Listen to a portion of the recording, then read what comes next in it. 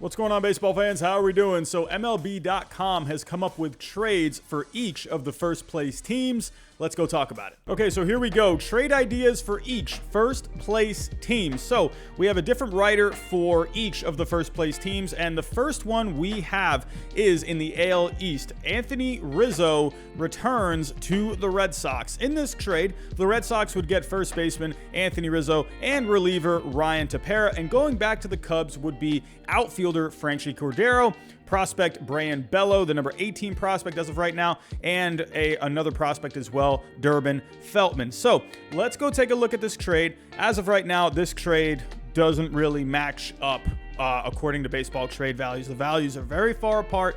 So, and let me just get this right off the bat. I mean, hey, if Anthony Rizzo comes back to Boston, I mean, I would love it. A left-handed bat, so that could be something for the Red Sox lineup that they need.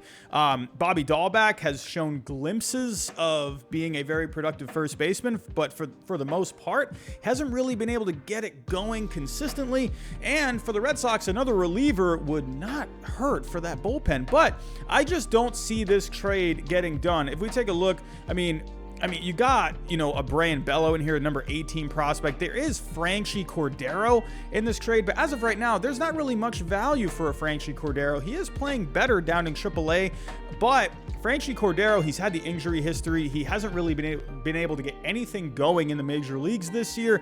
And then there's another prospect in here as well. I just don't see this, mainly because, first off, it's the values of these players. They don't match up. We have seen the Cubs do a trade like this with a Yu Darvish. They didn't get a very good return value-wise in that trade. They got a lot of young prospects in that trade to try and unload some of that salary, or to unload the salary with Yu Darvish. But if we take a look here, with the Red Sox, they probably would not take on an Anthony Rizzo because of the salary. As of right now, the Red Sox are very close to that luxury tax line. If we take a look, so as of right now, they're about 1 million under, a million and some change. If we take a look at Anthony Rizzo, so he's making 16.5 million this year. We're past the halfway point. So we're looking, somewhere from 7 to 8 million left on that deal. There's no way this would happen. The only way this would happen is if the Cubs paid off some of that contract, or at least the rest of it for this year. And Anthony Rizzo is going to be a free agent soon. I don't know if the Red Sox would want to give up. I think if the Red Sox had this trade in front of them and the Cubs included some cash, then absolutely, that's a no-brainer. But for the Red Sox to do this, they're going to need some of that salary taken off of Rizzo's contract. They're going to need the Cubs to eat some of that. But then in that case, you're going to have to send back more prospects. And for the Red Sox right now, they're trying to add more prospects to that system. So overall, I don't see this trade working out. I don't know. I just don't think Anthony Rizzo comes to Boston. To be honest with you, I think Anthony Rizzo could end up signing a long-term deal to stay with the Cubs. So I could actually see Anthony Rizzo and Javier Baez extending those contracts with the Cubs. So we'll have to wait and see what happens there. But for this trade, I don't see it happening. Next up, we have Joey Gallo going to the White Sox, and going back to the Rangers, you have Yoelqui Cespedes, the number 2 prospect, and Caleb Freeman, the number 19 prospect. If we take a look at this trade, as of right now, this is a horrible trade. For the White Sox, absolutely. But for the Rangers, absolutely not. I understand Yoelqui Cespedes. This was the best international player to come over this year. He is the number 2 prospect as of right now. But there is not much of a value to a Yoelqui Cespedes. If we take a look at the numbers with him, as of right now, in the minor leagues at high A ball, he's only hitting .224 as of right now. He's got a few home runs. There is a lot to like with a Yoelqui Cespedes, according to the scouting report. Not much of a hit tool as of right now. There is power there. He's a good athlete as well, has a good arm. But as of right now, Yoelqui Cespedes, sure, he's had some numbers, some pretty decent numbers, overseas, but, playing, in Cuba and whatnot. But as of right now, you can't, there's nothing really to go off of. He hasn't put together any good numbers as of right now through 21 games. So in my opinion, I agree with this value. I just don't think, sure, there is a little bit of value there. And yeah, he's not exactly, old by any means. He's 23 years old. So for Yoelqui Cespedes, I think he needs to prove a bit more before he can start, getting some value added to him. And then, there's a Freeman as well, but these values are so far apart. We need to understand here with a Joey Gallo. Joey Gallo, sure, the guy strikes out a lot. I understand that. But the guy gets on base. He has the highest walk rate this year, by the way. I mean, sure, he has, a very high strikeout rate. But the guy gets on base a lot. He's going to give you home runs, RBIs. I mean, the guy has over a 400 on base percentage.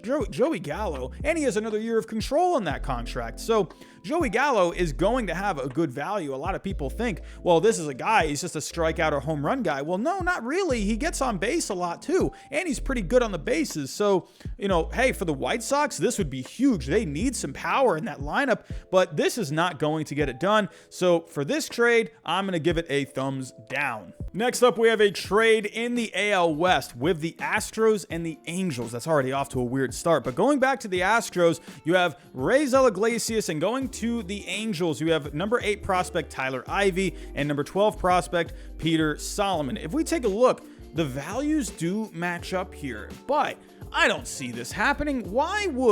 First off, why would these two teams want to help each other? Why would the Angels want to help out the Astros? Why would the Astros want to send prospects back to the Angels? If we take a look, as of right now, let's take a look at the Houston Astros really quick. Houston, where are you at? So Tyler Ivey, I mean, this is a pretty decent prospect in AAA right now. If we take, the numbers aren't very good, but the scouting report, hey, a 55 fastball, a plus curveball, hey, slider changeup. This is a 4-pitch guy with decent control. So, he's a 45 prospect overall, but he's got a good frame. Only 195 pounds, but he's 6'4". So, hey, good height for a pitcher there. So Tyler Ivey is someone you can work with in your system. And then there's another one too. We have, who was it again? I'm going completely blank. Who was the other guy? We have Peter Solomon. Sorry about that. Peter Solomon was the number 12 prospect. So Peter Solomon, that's a guy in AAA as well.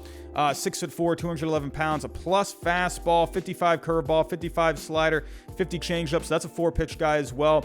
Control needs some work. So overall, he's a 45 prospect, but I just don't see this happening. Value-wise, it's actually pretty good on paper, but the Astros and the Angels, I don't think the Angels would want to send, something back to help the Astros, but I don't think the Astros would want to send prospects back to the Angels as well. What if these guys, end up, developing into something and they come back to bite the Astros down the road? I don't see this happening.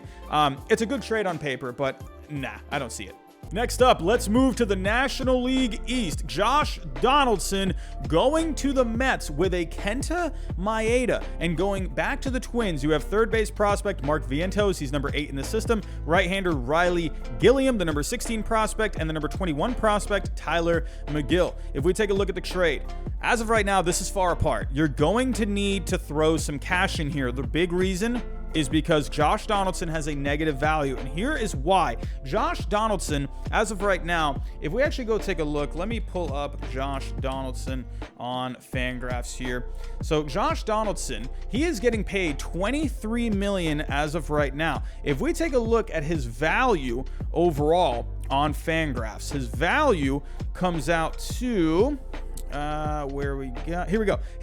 Based off of what he's done on the field this year, his value is 11.7. So, or 11.7 million. Take that minus the 23 million, and you're going to get around negative 11.5 million. I can't do math on the top of my head, but it's in the negative 11s. So, as of right now, baseball trade values, they have him rated as a negative 19.7. So, the reason why it's a little lower than a Fangraphs is because there's a lot of other things that come into play too. Injury history, the age, the time left on his contract. So baseball trade values is rating him as a negative 19.7. So for this trade to get done, you would have to include cash. If we put some cash going from the Twins to the Mets, so if we see here, negative 19.7 million, hey, I got an idea. Let's just say, hey, Twins, hey, you got to send us back 20 million.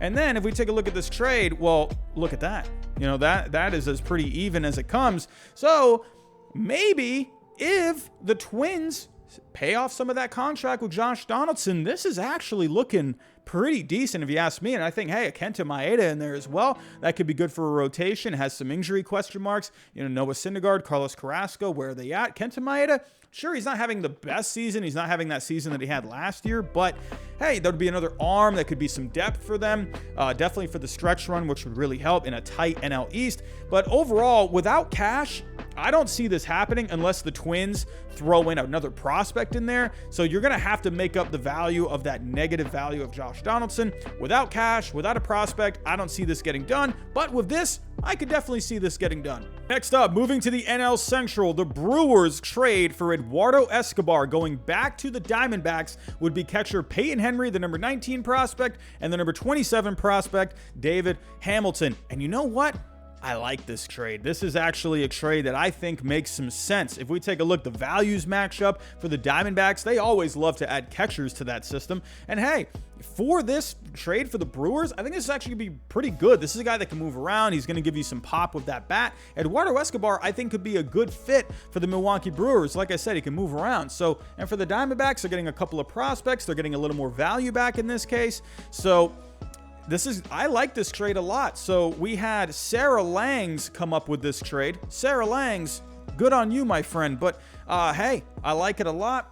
And yeah, let's see where Eduardo Escobar ends up going. I think for the Brewers, that would be a really good fit. And the last trade we have is in the NL West. The San Francisco Giants trade for Taylor Rogers. The Twins would get outfield prospect Luis Matos, the number 7 prospect, and first base prospect Logan Wyatt, the number 17 prospect. I definitely don't see this happening. I could see the Giants trading for a Rogers. They could use another arm in that bullpen. The bullpen's been doing a lot better as of late, but overall, the Giants bullpen on the year still doesn't rank very good. Lately it does, but on the year overall, they were a little shaky in the beginning, but it has stabilized. But adding a Rogers here would be a great fit for that bullpen. And then for the Twins here, I don't see this happening because this is too good of a prospect to give up here. Elliot Ramos, number 3 prospect overall. There is a lot to like here. I bet the Twins would love him. A 50 hit tool, 55 power, good arm, just a good all-around guy. And in the minors right now, if we take a look, not doing too great as of right now. He's got a few home runs, 24 RBIs. So, I mean, he is actually no, I take that back. I got it mixed up. But, 324 on base, not bad. But Elliot Ramos, I mean, there's still a lot of, in my opinion, I agree with baseball trade values here. There's still a lot of value because, hey, he's shown that he has good tools. And that is a guy that you would love to have in your system, an outfield prospect. So I like this, or I like a Matos going back to the Twins, but you would have to include a lot more than a Rogers. I mean, the values here are way far apart. If the Twins, if they really want to, give up on Rogers, they're going to have to give something else to the Giants. I'm not sure what that would be, but overall, this trade does not grade out on baseball trade values, so I'm going to say no on this one. So those are my thoughts on those trades that MLB.com came up with. Tell me what you think of those trades down below. What other trades would you make for those teams that are in first place? But that's all I have for right now. Thanks for watching, and I'll talk to you next time.